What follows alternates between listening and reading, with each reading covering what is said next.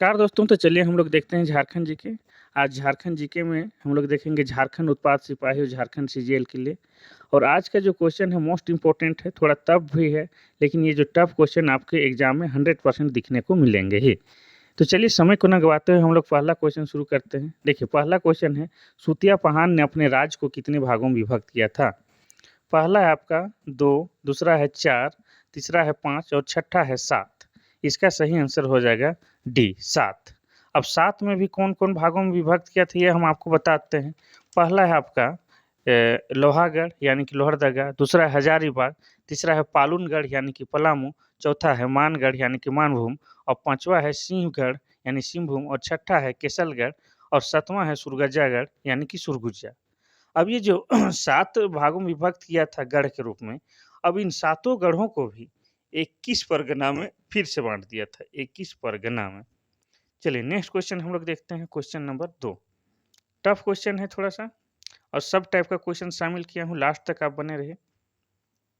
चेरो वंश के संस्थापक कौन थे? पहला है भागवत राय, दूसरा है मेदिनी राय, तीसरा है राजा रामपत राय, चौथा इनमें से कोई नहीं। तो इसका सही आंसर हो जाएगा बी नंबर का राजा भगवत राय। अब राजा भगवत राय का जो शासनकाल कब से कब तक था? तो इसका था 1613 से लेकर 1630 ईस्वी तक। लेकिन इसमें चेरो वंश में जो सबसे प्रतापी राजा और सबसे ख्याति प्राप्त वाला जो राजा थे, उनका नाम है मेदिनी राय। और मेदिनी राय का जो शासनकाल था आपका 1662 से लेकर 1674 ईस्वी।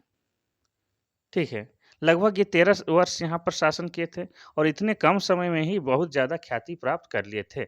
आज इन्हीं मेदिनी राय के नाम से ही उस इलाका को मेदिनी राय के नाम से जाना जाता है। चलिए नेक्स्ट क्वेश्चन देखते हैं हम लोग, क्वेश्चन नंबर 3। क्वेश्चन नंबर 3 कहता है 1857 की क्रांति में पलामू से किसने नेतृत्व किया था? पहला है अर्जुन सिंह, दूसरा है भगवान सिंह, तीसरा है नीलांबर पीताम्बर, चौथा है सिद्धू कान्हू। इसका तो सही आंसर हो जाएगा सी, सिद्धू कान्हू। तो जैसे आपको पता है कि 1857 की क्रांति में पलामू से नीलांबर पीताम्बर 2 सगे भाइयों ने नेतृत्व किया था और ये दोनों सगे भाई भोक्ता जनजाति से हैं। भोक्ता। इनको अप्रैल में अप्रैल 1858 में लेस्लीगंज में एक पेड़ पर लटकाकर फांसी दे दिया गया था। चलिए नेक्स्ट क्वेश्चन देखते हैं हम लोग, क्वेश्चन नंबर 4। क्वेश्चन नंबर 4 कहता है किस जनजाति को झारखंडी की एक बुनकर जनजाति भी कही जाती है? पहला है चेरो, दूसरा है भूमिज, तीसरा है गोंड और चौथा है चिकबड़ाइक। इसका तो सही आंसर हो जाएगा चिकबड़ाइक। ये क्वेश्चन इस तरह क्वेश्चन मैं अगला वीडियो में भी करा चुका हूँ। देखिए चिकबड़ाइक हो जाएगा। अब चिकबड़ाइक के बारे में थोड़ा-सा हम लोग आज डिटेल में जानते हैं। ठीक है? तो जैसे आपको पता है कि झारखंड में कुल 32 जनजाति है। 32 जनजाति में 8 आदिम जनजाति है। लेकिन ये जनजाति में से में ही एक है चिकबड़ाइक। अब ये मुख्य रूप से कपड़ा बुनने का काम करती है और ये रांची, खूंटी, गुमला, सिमडेगा, लोहरदगा जिला में ज़्यादातर दिखाई देते हैं। ठीक है। वर्तमान समय में अखिल भारतीय चीक बड़ाई कल्याण समिति का गठन हुआ है, जो इनके विकास में महत्वपूर्ण योगदान कर रहा है। चलिए नेक्स्ट क्वेश्चन देखते हैं हम लोग, क्वेश्चन नंबर 5। क्वेश्चन नंबर 5 है कि किस जनजाति में बी रक्त समूह की अधिकता पाई जाती है? पहला है कोल, दूसरा है कोड़ा, तीसरा है कोरवा और चौथा है लोहरा। इसका सही आंसर हो जाएगा ए कोल। तो जैसे आपको पता है साइंस का क्लास में ये पूछ सकता था कि मनुष्य के रक्त को कितने समूह में बांटा गया है? तो 4 है, जैसे ए बी और ओ। तो वैसे ही यहाँ पूछ रहा है कि किस जनजाति में बी रक्त समूह अधिक पाया जाता है? तो इसका सही आंसर हो जाएगा कोल। लेकिन कोल के बारे में थोड़ा-सा डिटेल बताते हैं। झारखंड की जो 32 जनजाति है, उन्हीं में से कोल एक जनजाति है और 2003 ईस्वी में इसे झारखंड की जनजाति होने का मान्यता मिला है। ये प्रजाति की बात किया जाए तो ये लोग क्या है? प्रोटोस्टलाइड। ठीक है, प्रोटोस्टलाइड है। ये दुमका, देवघर, गिरिडीह जिलों में सबसे ज़्यादा पाए जाते हैं। चलिए नेक्स्ट क्वेश्चन हम लोग देखते हैं, क्वेश्चन नंबर 6। महात्मा गांधी पहली बार रांची कब आए? पहला है 1918, दूसरा है 1922, तीसरा है 1925, चौथा है 1917। इसका तो सही आंसर हो जाएगा डी नंबर का 1917। लेकिन 1917 में भी कब? तारीख बताते हैं आपका, तो 4 जून 1917 में। ठीक है, और इनको रांची कौन बुलाया था? इनको रांची बुलाए थे रामकृष्ण सहाय। ठीक है। और ये किनके साथ रांची आए थे? तो अब ये अपने साथ अपने जो एक परम मित्र थे ब्रजकिशोर प्रसाद जी, उनके साथ ये अपने पत्नी कस्तूरबा गांधी, रामदास गांधी और देवदास गांधी को भी साथ में लेकर आए थे। चलिए नेक्स्ट क्वेश्चन देखते हैं हम लोग, क्वेश्चन नंबर 7। क्वेश्चन नंबर 7 कहता है, मौलाना अबुल कलाम आज़ाद को रांची में नज़रबंद कब रखा गया था? पहला है 1914, दूसरा है 1916, तीसरा है 1918 और चौथा है 1920। इसका तो सही आंसर हो जाएगा बी नंबर का 1916। लेकिन 1916 में भी कब से? तो ये तारीख हो जाएगा आपका 8 जुलाई 1916 से रखा गया था। लगभग 3 वर्षों के लिए रखा गया था। और इनको रिहा कब किया गया? तो रिहा इनको हुआ था 27 दिसंबर 1919 ईस्वी को। लेकिन जब ये रांची में थे वही समय ये अगस्त में 1917 ईस्वी में अंजुमन इस्लामिया तथा मदरसा इस्लामिया की स्थापना करवाए थे। चलिए नेक्स्ट क्वेश्चन देखते हैं हम लोग, क्वेश्चन नंबर 8। क्वेश्चन नंबर 8 है, टाना भगतों ने बिशुनपुर भगत, टाना भगत आंदोलन और टाना भगत की बात हो रहा है। टाना भगतों ने बिशुनपुर थाना को कब जला दिया था? पहला है 8 अगस्त 1942, दूसरा है 18 अगस्त 1942, तीसरा है 11 अगस्त 1942, चौथा है इनमें से कोई नहीं। ठीक है। अब इसका जो सही आंसर हो जाएगा आपका ये वाला बी नंबर का 18 अगस्त 1942 को। अब इनके बारे में थोड़ा सा डिटेल हम बता देते हैं कि टाना भगत आंदोलन के जो प्रमुख नेतृत्वकर्ता थे वो कौन थे? जतरा भगत। और जतरा भगत का जन्म कब हुआ था? 2 अक्टूबर 1888 ईस्वी को। गांधी जयंती भी 2 अक्टूबर को मनाते हैं। और कहाँ पर हुआ था? तो इनका जन्म हुआ था गुमला, अरे गुमला जिला के बिशुनपुर थाना के चिंगरी नवाटोली गांव में हुआ था। चलिए नेक्स्ट क्वेश्चन हम लोग देखते हैं, क्वेश्चन नंबर 9। क्वेश्चन नंबर 9 कहता है, दाऊद मुंडा किस महान क्रांतिकारी का बचपन का नाम था या पहले का नाम था? ठीक है। तो पहला है जयपाल सिंह मुंडा, दूसरा है बिरसा मुंडा और तीसरा है सिद्धू और चौथा है तिलका मांझी। तो इसका सही आंसर हो जाएगा बी वाला बिरसा मुंडा। बिरसा मुंडा जब ईसाई धर्म में परिवर्तित किया गया है तो इनका नाम था दाऊद मुंडा। ठीक है। अब बिरसा मुंडा के बारे में थोड़ा सा डिटेल जान लेते हैं हम लोग कि बिरसा मुंडा का जन्म 15 नवंबर 1875 ईस्वी को हुआ है, बृहस्पतिवार के दिन, इसीलिए इसका नाम भी बिरसा रखा गया है।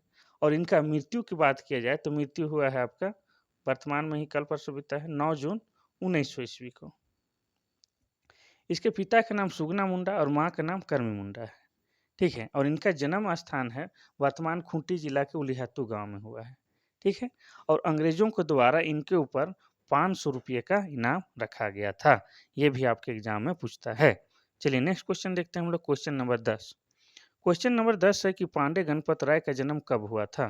पहला है 17 जनवरी 1809, दूसरा है 15 नवंबर 1875, दूसरा है 17 फरवरी 1792, तीसरा है इनमें से कोई नहीं। तो इसका सही आंसर हो जाएगा 17 जनवरी 1809, पहला वाला पांडे गणपत का जन्म। ठीक है। अब पांडे गणपत जी का जन्म तो हम लोग पता है, लेकिन ये कहाँ जन्म हुआ था जान लेते हैं। तो ये लोहरदगा जिला के भैरव गांव में हुआ था। ठीक है। और ये छोटा नागपुर में जो एक दीवान थे सदाशिव राय, उनके भतीजे थे। लेकिन ये इतने होशियार और इतने काबिल होने के बावजूद भी एक देशद्रोही जिनका नाम था महेश शाही के कारण ही अंग्रेजों से पकड़ लिए जाते हैं। और इनको 21 अप्रैल 1858 ईस्वी को रांची का जो जिला स्कूल है उसके गेट में एक कदम पेड़ है, उसी पर लटका कर फांसी लगा दिया जाता है। चलिए नेक्स्ट क्वेश्चन देखते हैं हम लोग, क्वेश्चन नंबर 11। क्वेश्चन नंबर 11 कहता है कि अशोक भगत को पद्मश्री से कब सम्मानित किया गया था? ठीक है। पहला ऑप्शन है 2014, दूसरा है 2015, तीसरा है 2016, चौथा है 2017। इसका सही आंसर हो जाएगा बी नंबर का 2015। और बहुत लोग तो अशोक भगत के नाम जानते भी नहीं होंगे, लेकिन हम आपको बता देते हैं कि अशोक भगत कौन है। तो अशोक भगत जो है कि जो गुमला जिला में बिशुनपुर प्रखंड में एक विकास भारती नाम के एनजीओ चलाते हैं। तो विकास भारती नाम का जो एनजीओ है उनके वे सचिव हैं। अब इन्हें समाज सेवा में उत्कृष्ट सेवा के कारण भारत सरकार द्वारा भारत का जो चौथा सर्वोच्च नागरिक पुरस्कार होता है पद्मश्री, वो 2015 में दिया गया है। ठीक है। तो बहुत ही महत्वपूर्ण इंसान है। काफ़ी फेमस पर्सनालिटी हैं, तो इनके बारे में जानना बहुत ज़रूरी है। चलिए नेक्स्ट क्वेश्चन हम लोग देखते हैं, क्वेश्चन नंबर 12। क्वेश्चन नंबर 12 कहता है कि आजसू, आजसू का ही पूरा नाम है अखिल झारखंड छात्र संघ, की स्थापना किसने की?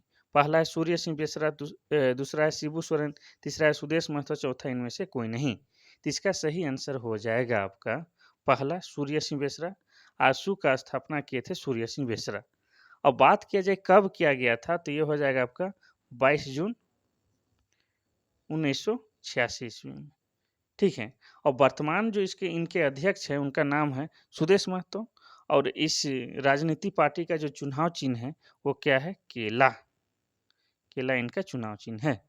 चलिए नेक्स्ट क्वेश्चन हम लोग देखते हैं, क्वेश्चन नंबर 13। क्वेश्चन नंबर 13 कहता है कि धर्मेश किस जनजाति का प्रमुख देवता है? पहला है मुंडा, दूसरा है उरांव, तीसरा हो, चौथा संथाल। इसका सही आंसर हो जाएगा बी उरांव। अब उरांव का आ गया जिक्र, तो उरांव के बारे में हम लोग विस्तार पूर्वक जानते हैं। देखिए उरांव जो है झारखंड में दूसरी सबसे बड़ी जनजाति है, और इनका निवास स्थान मुख्य रूप से रांची, गुमला, पलामू, लातेहार, हजारीबाग में सबसे अधिक है। अब उरांव लोग कौन भाषा बोलते हैं? ये लोग बोलते हैं कुड़ुख भाषा। कुड़ुख भाषा बोलते हैं। अब कुड़ुख भाषा का जो लिपि है उसका नाम है तोलंग सिकी, और कुड़ुख भाषा द्रविड़ भाषा परिवार के तहत आता है। और उरांव का जो युवा गिरी है उसको हम लोग कहते हैं धुमकुड़िया। धुमकुड़िया। और इनका जो गोत्र होता है उसको हम लोग क्या कहते हैं? किल्ली कहते हैं। चलिए नेक्स्ट क्वेश्चन हम देखते हैं, क्वेश्चन नंबर 14। झारखंड में किस आदिम जनजाति को सबसे प्राचीन जनजाति माना जाता है? पहला है सूर, दूसरा है बिरहोर, तीसरा है बिरजिया, चौथा है कोल। इसका सही आंसर हो जाएगा ए असुर। असुर जनजाति को झारखंड का सबसे प्राचीन जनजाति माना जाता है। ठीक है। अब इनके बारे में और थोड़ा सा डिटेल जानते हैं। 2011 की जनगणना के अनुसार इनका जनसंख्या का बात किया जाए तो इनका जनसंख्या था 22,459। 22,459 था 2011 की जनगणना के अनुसार। ठीक है। और जनजातीय जनसंख्या में इनका प्रतिशत का बात किया जाए तो 0.26% था। ठीक है। इनकी प्रजाति की बात किया जाए तो इनका भी प्रजाति आता है प्रोटोस्टलाइड में, और इनकी भाषा असुरी है जो कि अग्नेय भाषा परिवार से आती है। चलिए नेक्स्ट क्वेश्चन देखते हैं हम लोग, क्वेश्चन नंबर 15। क्वेश्चन नंबर 15 आपका कहता है कि हथिया पत्थर मेला किस जिले में लगता है? पहला है रांची, दूसरा है बोकारो, तीसरा है साहिबगंज, चौथा है देवघर। तो इसका सही आंसर हो जाएगा आपका बी नंबर का बोकारो। बोकारो में लगता है हथिया पत्थर मेला। अब बोकारो में भी कहाँ? तो बोकारो में लगता है आपका फुसरो में। फुसरो नामक स्थान में लगता है। और कब लगता है? मकर संक्रांति में। ठीक है। अब देखिए बोकारो जिला का जिक्र आया है तो थोड़ा सा हम लोग जान लेते हैं कि बोकारो जिला कब बना। ये बना है 1 अप्रैल 1991 ईस्वी में। ठीक है। चलिए नेक्स्ट क्वेश्चन हम लोग देखते हैं, क्वेश्चन नंबर 16। क्वेश्चन नंबर 16 कहता है झारखंड के प्रथम राज्यपाल कौन थे? आप क्वेश्चन देख के सोचेंगे इतना बुतरू वाला, लेकिन इससे जो फैक्ट बात बताऊंगा इससे जुड़ा, तब आपको लगेगा अरे भाई ये तो बहुत ही महत्वपूर्ण जानकारी है। पहला ऑप्शन है प्रभात कुमार, दूसरा है बाबूलाल मरांडी, तीसरा है द्रौपदी मुर्मू, चौथा है सीपी राधाकृष्णन। तो इसका सही आंसर हो जाएगा ये प्रभात कुमार। ठीक है। तो वर्तमान समय में जो ए, झारखंड के जो राज्यपाल हैं उनका नाम है सीपी राधाकृष्णन। ठीक है। और बात किया जाए कि झारखंड में पहला महिला राज्यपाल की बात किया जाए तो वो है द्रौपदी मुर्मू, जो वर्तमान समय में अभी राष्ट्रपति हैं। अब इनके बारे में और आगे बताते हैं झारखंड के राज्यपाल से संबंधित। देखिए भारत के संविधान में अनुच्छेद 153 में कहा गया है कि प्रत्येक राज्य में एक राज्यपाल होगा, और इनका नियुक्ति कौन करता है? राष्ट्रपति के द्वारा राज्यपाल का नियुक्ति होता है। चलिए उनका कार्यकाल 5 वर्षों का होता है, लेकिन राष्ट्रपति के पर्याप्त प्रश्न वो जब तक राष्ट्रपति चाहेंगे तब तक रख सकती है और जब चाहे हटा भी सकती है। और इनका उम्र की बात करना है तो राज्यपाल बनने के लिए कम से कम 35 वर्ष होना बहुत जरूरी है। चलिए नेक्स्ट क्वेश्चन हम लोग देखते हैं, क्वेश्चन नंबर 17। झारखंड के प्रथम गैर आदिवासी मुख्यमंत्री कौन है? पहला है प्रभात कुमार, दूसरा है विनोद कुमार, तीसरा है रघुवर दास, चौथा है बाबूलाल मरांडी। इसका सही आंसर हो जाएगा रघुवर दास। लेकिन अगर पूछता है कि झारखंड का प्रथम मुख्यमंत्री कौन है तो वो हो जाता है बाबूलाल मरांडी। लेकिन यहाँ पूछा गैर आदिवासी मुख्यमंत्री कौन है, तो हो जाएगा रघुवर दास। अब इसके बारे में थोड़ा सा आपको हम डिटेल में बताते हैं। रघुवर दास जो है कि झारखंड के जो मुख्यमंत्री कब बनते हैं, ये बनते हैं 28 दिसंबर 2014 को। ठीक है। अब इनका जन्म हुआ था 3 मई 1955 में। कहाँ? जमशेदपुर में हुआ था। इनके पिता का नाम था चमन राव और इनका ज़िंदगी का शुरुआत हुआ था टाटा स्टील में श्रमिक के रूप में। लेकिन बाद में जयप्रकाश नारायण के जो संपूर्ण क्रांति चल रहा था, उसमें ये जमशेदपुर की ओर से बेहतरीन नेतृत्व किए थे। तो ठीक है, ये है रघुवर दास के बारे में जानकारी। चलिए नेक्स्ट क्वेश्चन हम लोग देखते हैं, क्वेश्चन नंबर 18। क्वेश्चन नंबर 18 कहता है कि झारखंड के उच्च न्यायालय देश के न्यायालयों में कौन सा स्थान है? यानी कि वर्तमान में देश में कितने न्यायालय हैं और झारखंड उच्च न्यायालय बना था उस समय उसका स्थान कितना था? पहला है ऑप्शन 20, दूसरा है 21, तीसरा है 22, चौथा है 25। इसका सही आंसर है बी 21। लेकिन पहले जान ले कि झारखंड का उच्च न्यायालय कब बना। तो ये बना है आपका 15 नवंबर 2000 ईस्वी को, जिस समय झारखंड का स्थापना हुआ। ठीक है। और ये कहाँ है? रांची के डोरंडा में। और ये कौन क्रम का था? 21वां क्रम का। वर्तमान समय में पूरे भारत में 25 उच्च न्यायालय हैं और 25 हैं और 25वां कौन है? अमरावती। इतना याद रखना होगा आपको। ठीक है। चलिए नेक्स्ट क्वेश्चन हम लोग देखते हैं, क्वेश्चन नंबर 19। क्वेश्चन नंबर 19 देखते हैं हम लोग कि कोल्हान प्रमंडल का मुख्यालय कहाँ है? ठीक है। अब इससे पहले का जो क्वेश्चन था कि झारखंड का उच्च न्यायालय, तो उसका जो प्रथम न्यायाधीश थे उनका नाम था विनोद कुमार गुप्ता। याद आ गया? ठीक है।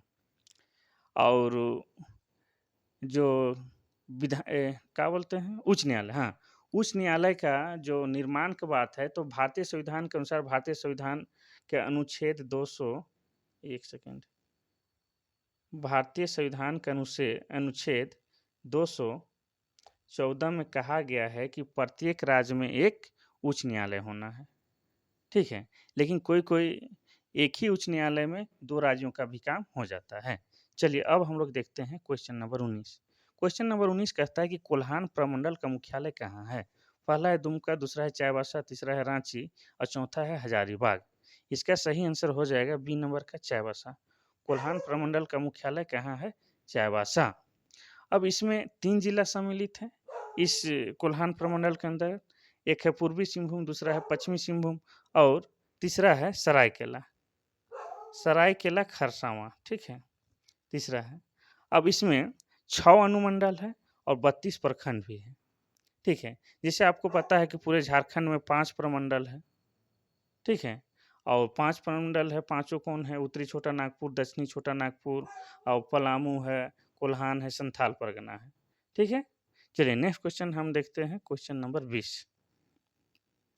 क्वेश्चन नंबर 20 है, भारत का रूर प्रदेश किसे कहा जाता है? तो रूर प्रदेश क्या है वो पहले हम आपको समझाते हैं कि जर्मनी में एक जगह है जिसका नाम है रूर। वहाँ पर बहुत ज़्यादा खनिज संपदा पाया जाता है। ठीक है, इसीलिए वही नाम से प्रेरित होकर झारखंड में भी, या तो भारत में जहाँ पर बहुत ज़्यादा खनिज संपदा पाया जाता है उस जगह को रूर प्रदेश कहा जाता है। तो यहाँ पूछा है सवाल कि भारत का रूर प्रदेश किसे कहा जाता है? पहला है छोटा नागपुर पठार, दूसरा है हजारीबाग का पठार, तीसरा है नेतरहाट का पठार, चौथा इनमें से कोई नहीं। इसका सही हो जाएगा छोटा नागपुर का पठार। जैसे आपको पता है कि हम लोग का झारखंड खनिज संपदा से भरपूर है। अब इसका थोड़ा सा डिटेल हम लोग देख लेते हैं। ठीक है, देखिए क्योंकि यहाँ पर भरपूर खनिज संपदा पाई जाती है इसलिए इसको भारत का रूर प्रदेश कहते हैं। भारत का लगभग यहाँ पर कितना 40% खनिज पाया जाता है। चलिए नेक्स्ट क्वेश्चन हम लोग देखते हैं, क्वेश्चन नंबर 21। क्वेश्चन नंबर 21 कहता है कि झारखंड के किस जिला की सबसे कम जनसंख्या घनत्व है? तो इससे पहले हम लोग वीडियो में देखे थे सबसे ज़्यादा जनसंख्या घनत्व वाला, लेकिन आज हम लोग देखेंगे सबसे कम जनसंख्या घनत्व वाला। पहला है रांची, दूसरा है धनबाद, तीसरा है पाकुड़, चौथा है सिमडेगा। इसका सही आंसर हो जाएगा सिमडेगा। सिमडेगा में सबसे कम जनसंख्या घनत्व है। कितना है? 159 व्यक्ति प्रति वर्ग किलोमीटर। लेकिन अगर पूछा जाए कि सबसे ज़्यादा जनसंख्या घनत्व वाला जिला कौन सा है, तो हो जाता है आपका धनबाद। और धनबाद में कितना है? तो धनबाद में आपका है 1361 व्यक्ति प्रति वर्ग किलोमीटर। और पूरे झारखंड का बात किया जाए कि झारखंड का कितना जनसंख्या घनत्व है, तो हो जाएगा आपका 414। चलिए नेक्स्ट क्वेश्चन हम लोग देखते हैं। Question number 22। क्वेश्चन नंबर 22 कहता है झारखंड में हिंदुओं की साक्षरता दर कितनी है। हम लोग इसे पहले पढ़े हैं एससी का, एसटी का, लेकिन आज हम लोग देख लेते हैं कि झारखंड में हिंदुओं की साक्षरता दर कितनी है।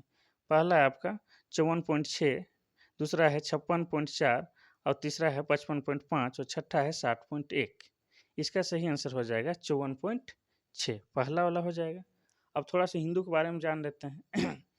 जैसे आपको पता है कि झारखंड में हिंदू धर्म को मानने वाले सर्वाधिक हैं, और झारखंड की जो जनसंख्या है 2011 की जनगणना के अनुसार कि झारखंड का जो जनसंख्या है 3 करोड़ है 29,88,134। ठीक है, इसमें अगर प्रतिशत का बात किया जाए हिंदुओं का, तो हिंदुओं का प्रतिशत इसमें है 68.6% हिंदू लोग रहते हैं। ठीक है, अब इस धर्म में अनेक देवी देवताओं को पूजा जाता है। जो लोग हिंदू को नहीं जानते उनके बारे में बता रहे हैं भाई। चलो, इस धर्म में अनेक देवी देवताओं को पूजा जाता है या पूजा किया जाता है। और झारखंड में जो हिंदू धर्म का ये देखिएगा एकदम मुख्य स्वरूप है, कोई मिलावट वाला नहीं है। जो पूजा है मुख्य मुख्य स्वरूप में पूजा जाता है। चलिए नेक्स्ट क्वेश्चन हम लोग देखते हैं। Question number 23। क्वेश्चन नंबर 23 है झारखंड के लोक संगीतों को मौसम और समय के अनुसार कितने भागों में बांटा गया है। पहला है 1, दूसरा है 2, तीसरा है 3, चौथा है 4। ठीक है, इसका सही आंसर हो जाएगा 4। झारखंड में जितने भी लोक संगीत है उसको मौसम और समय के आधार पर 4 भागों में बांटा गया है। एक होता है मौसमी गीत। मौसमी गीत, ठीक है, मौसमी गीत हो गया, जैसे मौसमी गीत में आपका हो गया पावस हो गया, उदासी हो गया, इस तरह से। और दूसरा हो गया त्योहारी गीत, त्योहार वाला गीत। त्योहार गीत में आपका कर्मा हो गया, जितिया हो गया। फिर हो गया आपका संस्कार गीत। संस्कार गीत में आपका हो गया झंझाइन गीत हो गया, बिहार गीत हो गया। और चौथा हो गया आपका नृत्य गीत। इसमें हो गया मर्दाना झूमर, जनानी झूमर, इस तरह से। चलिए नेक्स्ट क्वेश्चन हम लोग देखते हैं। Question number 24। क्वेश्चन नंबर 24 है किस नृत्य में नर्तक के सैनिक वेश धारण करके नृत्य करता है। पहला है झूमर, दूसरा है छौ, तीसरा है पाइका, चौथा है फगुआ।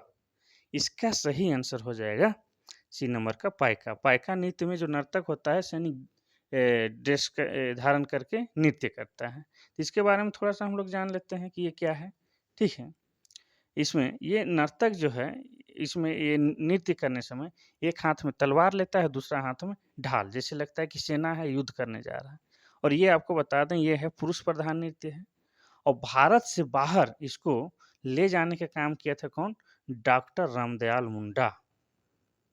डॉक्टर रामदयाल मुंडा, ठीक है, कहाँ ले गए थे? रूस में ले गए थे।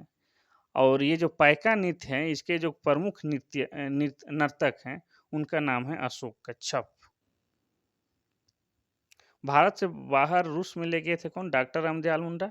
और अशोक कच्छप जो हैं इस नृत्य के प्रमुख नर्तक में से में एक गिने जाते हैं। चलिए नेक्स्ट क्वेश्चन है क्वेश्चन नंबर 25।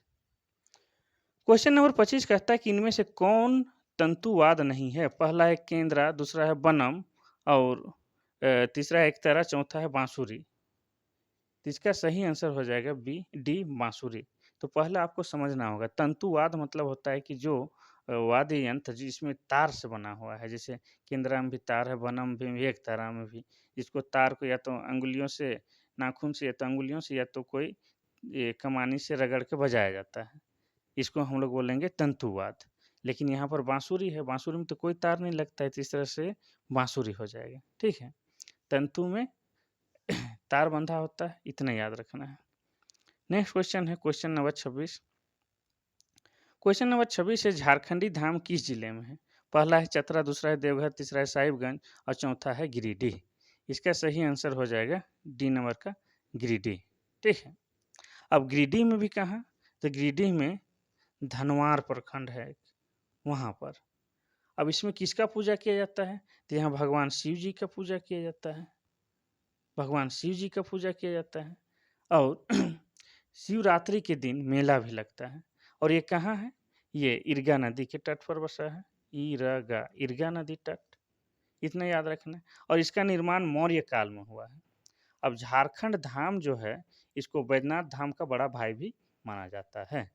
ठीक है। और गिरिडीह में ही पार्श्वनाथ का पहाड़ी है, जिसको समेत शिखर बोलते हैं। चलिए, ज़्यादा डिटेल नहीं देते हैं, नेक्स्ट क्वेश्चन पढ़ते हैं हम लोग। Question number 27।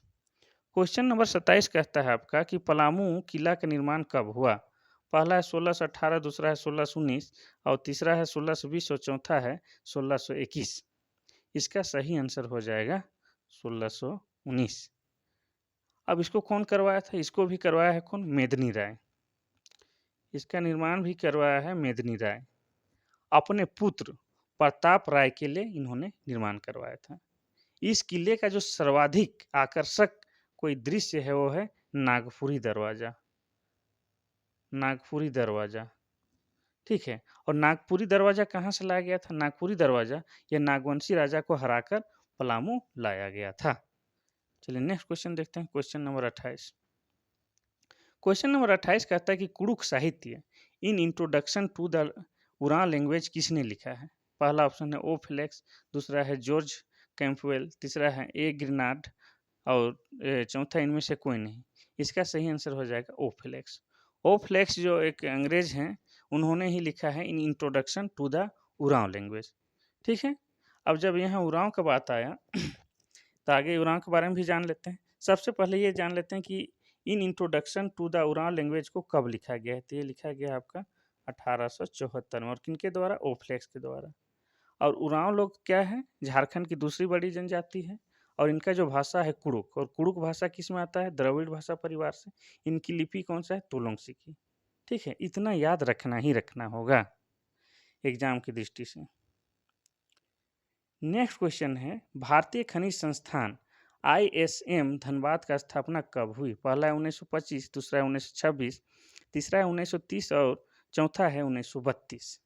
अब इसका सही आंसर हो जाएगा बी नंबर का 1926। अब 1926 में भी कब? तो ये हो जाएगा आपका 9 दिसंबर, 9 दिसंबर 1926 ईस्वी में। ठीक है। और इनका स्थापना या इसको बनवाया कौन था? तो वायसराय लॉर्ड इरविन के द्वारा बनवाया गया था। ठीक है। यह भारत का तीसरा सबसे पुराना विश्वविद्यालय है। चलिए नेक्स्ट क्वेश्चन हम लोग देखते हैं, क्वेश्चन नंबर 30। क्वेश्चन नंबर 30 कहता है कि झारखंड के किस हॉकी खिलाड़ी को आयरन मैन ऑफ इंडिया कहा जाता है? पहला है जयपाल सिंह मुंडा, दूसरा है सिलवानुस टुंगडू और तीसरा है माइकल किंड और चौथा है मनोहर टोपनो। तो इसका सही आंसर हो जाएगा बी सिलवानुस टुंगडू।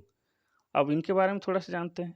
तो देखिए 1980 में जो हुआ था आपका मास्को ओलंपिक, इसमें भारतीय टीम क्या जीता था? गोल्ड मेडल जीता था।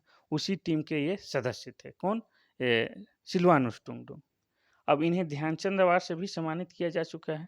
इसके अलावा यहाँ पर जयपाल सिंह मुंडा का भी जिक्र है। जयपाल सिंह मुंडा 1928 ईस्वी के एम्स्टर्डम हॉकी ओलंपिक में गोल्ड जीतने वाला कैप्टन थे।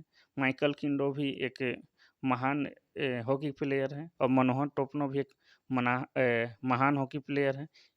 इनके बारे में जानना आपके लिए जरूरी था। चलिए नेक्स्ट क्वेश्चन हम लोग देखते हैं, क्वेश्चन नंबर 31। क्वेश्चन नंबर 31 कहता है कि झारखंड के प्रथम महिला ओलंपिक हॉकी खिलाड़ी कौन है?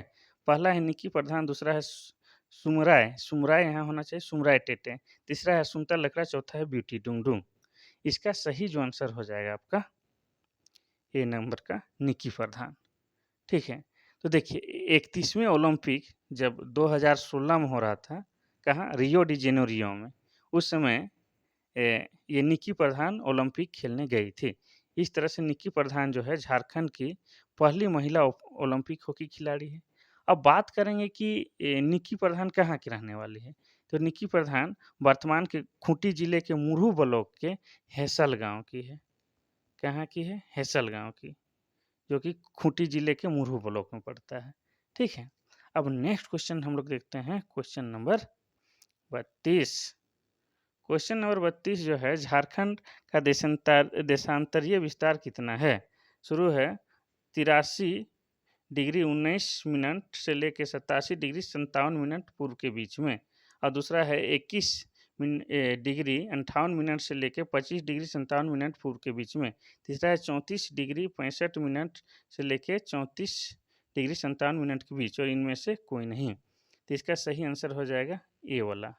देखिए इसमें लिखा हुआ ढंग से नहीं है, इसको लिखना था ऐसे 83 डिग्री ऐसे करके, यहाँ पर डिग्री, फिर 19 मिनट ऐसे करके। ठीक है, आपको काम चलाना है और समझना है। तो ये जो है इसका सही आंसर हो जाएगा देशांतरीय विस्तार, पहला वाला हो जाएगा। लेकिन अगर आपसे पूछ दे इसके बारे में और दूसरा फैक्ट बात बता देते हैं कि इनका जो उत्तरी अक्षांश विस्तार कितना है, तो इसमें उत्तरी अक्षांश विस्तार आपका आ जाता रुकिए हम मिटा लेते हैं।